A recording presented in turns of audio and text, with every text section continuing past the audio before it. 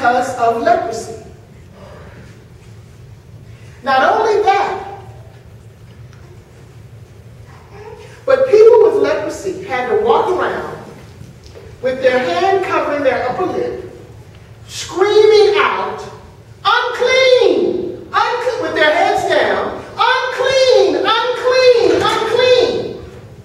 So as to give notice to everyone around them, I'm coming around you, I'm warning you to stay away. Now, let's think about that. Wouldn't that be something we had to do that today? Today, if we had to walk around yelling out the thing that is most vulnerable, our biggest sin, our biggest issue, then we had to walk around yelling what our issue is. Now, for some of us, that might not be a bad idea. If we think about, just imagine if you're out having lunch someplace and you look at the table over here and there's a very handsome young man sitting there and he looks at you and you look at him and he gets up from the table and you're sitting there kind of, oh, he's so cute. I'm hoping he comes and asks me for my phone number. And as he walks near you, as he gets closer, he stops in his tracks. And he begins yelling, I'm a no good player. Watch out. Wouldn't that be wonderful? If we could get some kind of warning up front. I'm a deadbeat dad. Wouldn't that be wonderful? If they could warn us up front of the disaster that is about to happen to us. But no, that's not what happens. That's not what happens. But that's what this leper had to do. This leper had to self-identify. The lepers had to yell out to the people, unclean, unclean. In other words, stay away from me. I'm contagious. Why did he have leprosy? People back in that day thought that when you had leprosy, it was because of some evil, some sin that you committed. Not unlike today. People often look at the issues that people have, the illnesses that people have, some illnesses like HIV. They got it because they deserved it. They were being promiscuous. They were homosexual. God gave them this to punish them. That's how some people think. She doesn't have a job. Well, she spent the first 15 years standing on the corner. She doesn't have anything to put on her resume. Well, we judge people. And we look at the outward. We marginalize people. Which is what this leper was. This leper was an outcast. This leper was a marginalized person.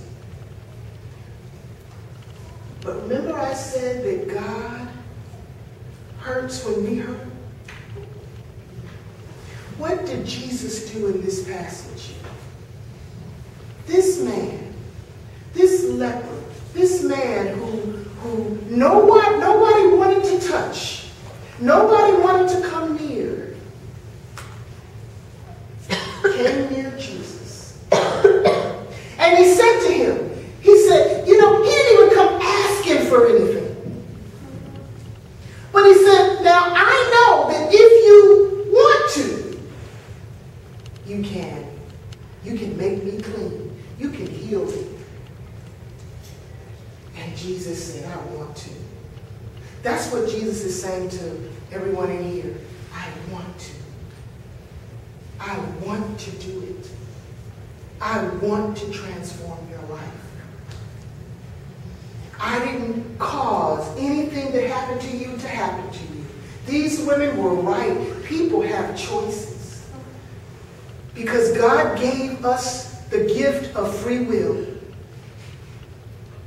And if God gives us the gift of free will, then it's got to be free will for everything. Free will for the bad choices and the bad decisions, and free will for the good ones. But Jesus says, I want to. Jesus, as you see, this man came with this need, with this issue, and Jesus responded. God responds when people call. God has responded. Somewhere in your life, somewhere in your addiction, somewhere when you were out there on the street, I guarantee you, you prayed to God and you asked God, show me a way out. Help me. You called out. You called out in that jail cell on your knees. Help me. I don't know how you're going to do it, but God responded to you. That's what God does. God responds when we call out. When the leper cried out, Jesus, the text says he was moved with compassion. In other words, Jesus' compassion has feet. Jesus didn't just feel sorry for them. Jesus' compassion had feet, and it had arms, and it had a hand, and he reached out and he touched him. Oh my God, he touched the leper. Jesus touched a leper. Jesus touched the untouchable. Jesus touched the marginalized, the one that nobody wanted to have anything to do with. Yes, Jesus touched him. And what happened to his leprosy? I thought it was highly contagious. Here's the thing. Jesus is more contagious than any disease there is.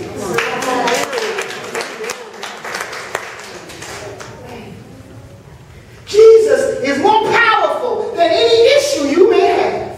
Than any issue I may have. And yes, Jesus reaches out his hand and Jesus touches us. Saying, what does it mean for Jesus to touch the untouchable? It's saying, oh, I'm not as bad as I thought I was. I'm not as ugly as I thought I was. I'm not as disgusting as I thought I was. I'm not as stupid as I thought I was. I am not as worthless as I thought I was, because Jesus, the one who left heaven and took on the form of human flesh, came down and put his hands on me. Not in a way to hurt me, not in a way to molest me, not in a way to make me feel worthless, but in a way that imparted value on me. Jesus touches you. God touches you with love. That is who we serve. That is who we love. That is who we are learning to know more and more about. And I know my tape is run out. That's okay.